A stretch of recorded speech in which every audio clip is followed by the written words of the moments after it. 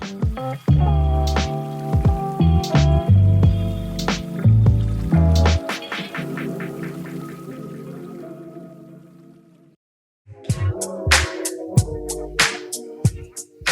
ain't tell me these chairs was gonna swivel. I'm a Right. try not to be too childish up here. Let me just make, oh, there we go. All right, good. So glad to host this talk today. Before we get started, there are two things. This conversation revolves around technology, so we will do our best to remove technical language and concepts and try to break it down. But it is the type of language that is usually involved in explaining some of these concepts. But have grace with us. So when I got the call from Dr. Crum to have this conversation, she asked who I would like to have it with, and I couldn't think of anyone better to have it with than Bakari Levy, who is also our Chief Technical Officer at Columbus Rising Project and someone that's inspired my technology journey to take it a little bit further. So let's go ahead and get straight into it. So when you think about the digital divide, how would you explain it? What comes to mind? So the digital divide is a concept that we need to understand in two different parts, right?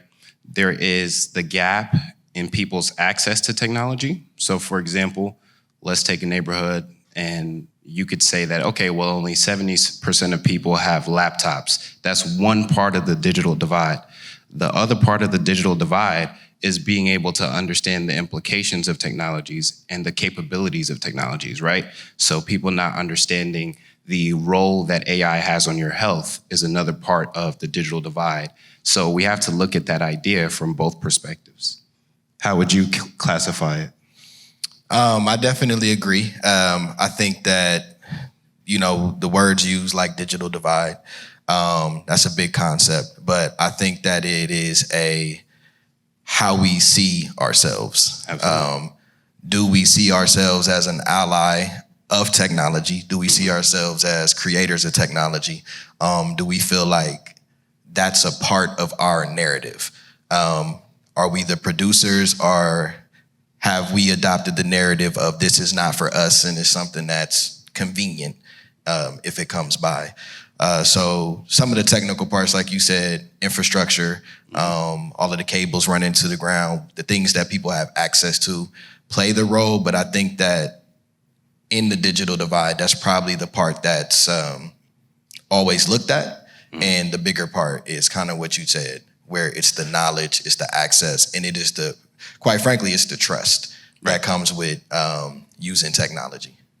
Yeah, and I think that a large part of getting to the Afrofuturism that we're talking about is navigating that digital divide. And so if you were to ask me, how do we get to that point? One of the key things that we need to focus on is democracy, right? Like that is the watchword. That is the thing that we should be focused on. How can we make technologies democratic, right? Because if you enable individuals to use technology to solve problems at the community level, then it's scalable. If it works at the community level, it works at a global level, right? So this notion of getting to Afrofuturism, I'll give you a concrete example, right?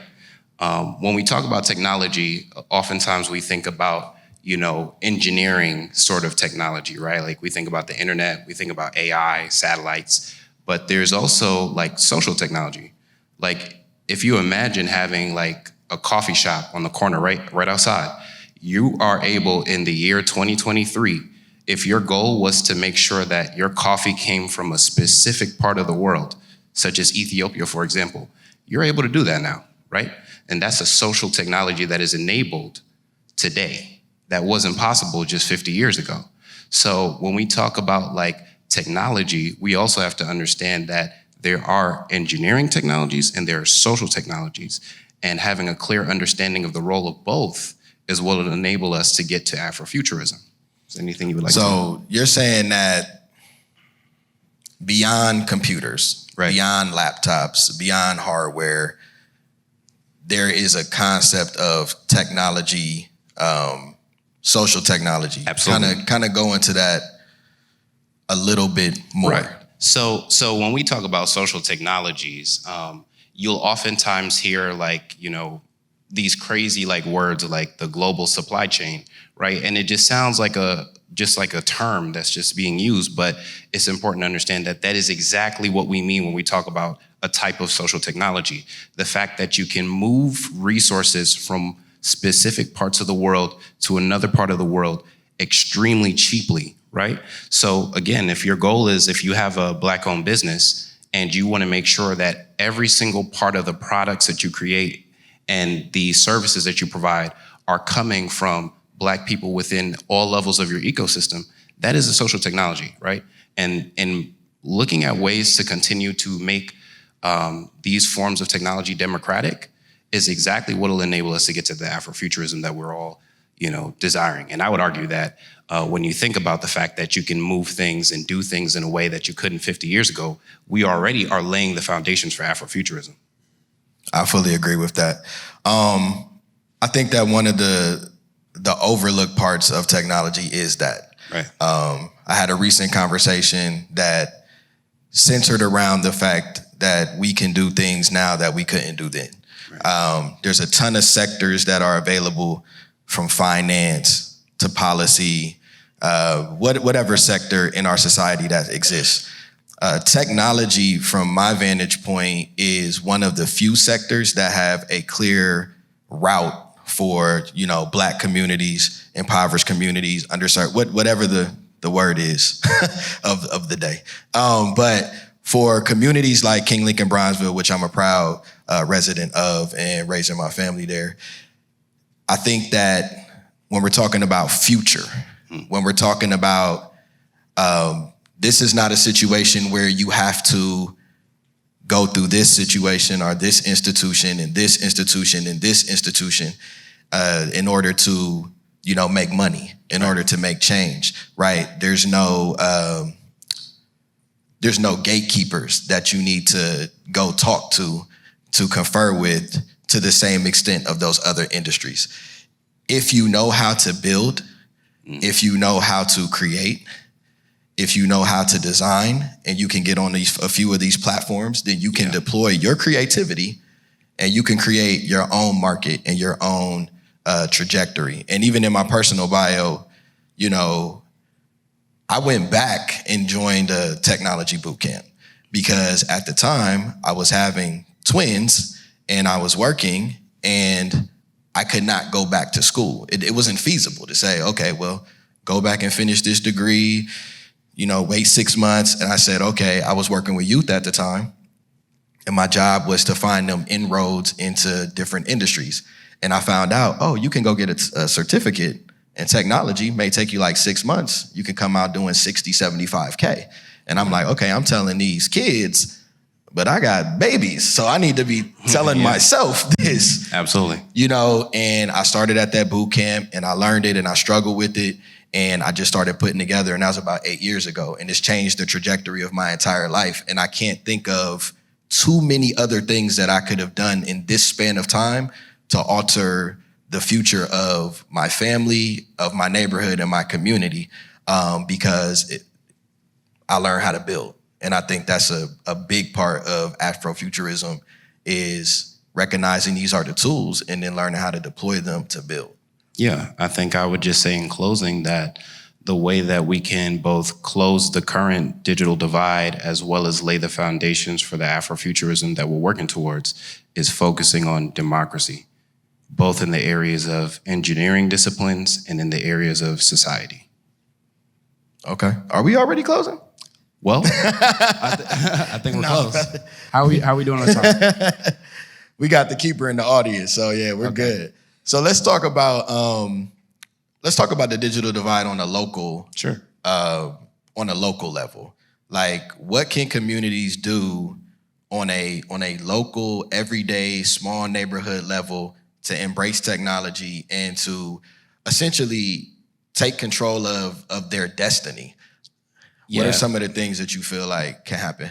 I think that we need to do more of some of the things that we're seeing in different parts of the country. We need to have more, we call them within IT hacker spaces, where you have people from different engineering disciplines or different parts of the technology ecosystem coming to communities and democratizing that knowledge, right? Sharing the tools that they're using, sharing the knowledge, sharing the techniques. there's this idea in information technology called open source technologies, right? So you can use artificial intelligence, but it's open source if you know the code base, right? That allows the artificial intelligence to work.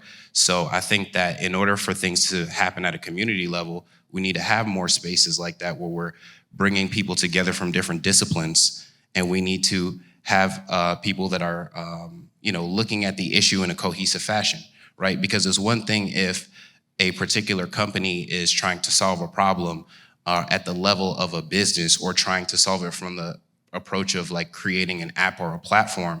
And it's another thing when you enable individuals to come to a space regardless of their background, regardless of their socioeconomic situation, and you give them the ability and you equip them with knowledge with open source tools to solve some of these problems.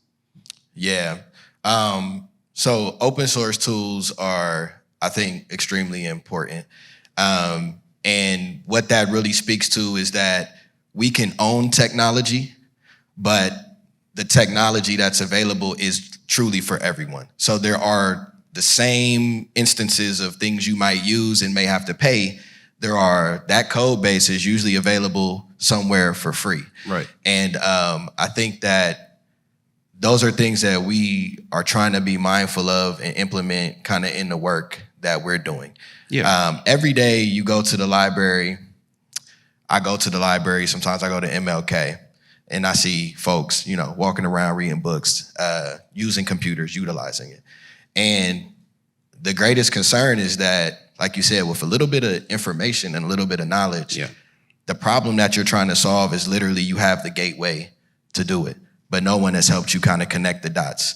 And so what we've kind of learned is that the trust, the education, and the information is a way to penetrate people's minds in order to bring them into the future.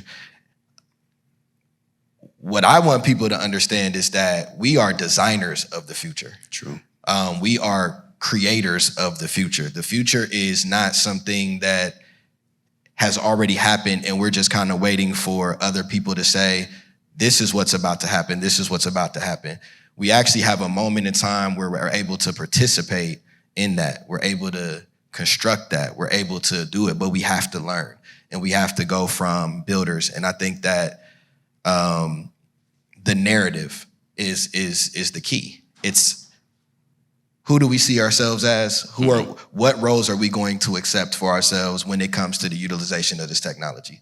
Are we going to be communities that automatically just, say, okay, there's a new app available and now let's just kind of use it, right? And if we're going to be that, then that's all we're ever going to be. Waiting for someone else to give us something that can occupy our time and space. But if we can go a little bit into the learning aspect, then we can say, okay, we're going to be the builders. And I think like that's essentially what Afrofuturism is speaking to the fact that we are in the future, right? Yeah. Black people have a future. Black people are in the future, but how? And to that point, again, going back to that earlier point about social technologies and engineering technologies, when we think about the spaces, right, like that we need to build within the community, we need to really bring people from different walks of life, right? We need, it's one thing when you're teaching people how to code, right? It's another thing when you're teaching people how to use analytics to solve problems for their business, right? So we need to have people from different walks of life, and we need to expand how we think about technology and its role at the community level, right? So this is integrated work, this is work that spans many different areas. So, the idea of democracy is a powerful idea, and it should be the watchword for our path moving forward as we build these spaces out at the community level. Yeah, some of my final thoughts is actually playing off of what you just said. I don't have a technical background. I'm an artist, I'm a musician, I'm a writer. I got into technology, then I was able to use all of that and use technology as a medium, as a tool to explore those other things. We actually need more people who are not technical Exactly. by trade in the technology space.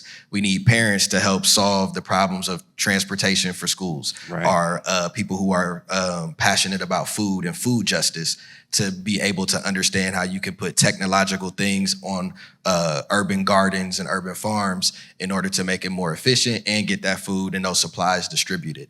And so when we start looking at technology as like an art form, in the same way where, you know, if you're in the Black community, maybe everybody can sing or rap or do whatever people think it's a cultural tenet, then it becomes much more viable to say technology is a cultural tenet and everyone in our communities are proficient. And that's really what we're trying to bring to King Lincoln Bronzeville.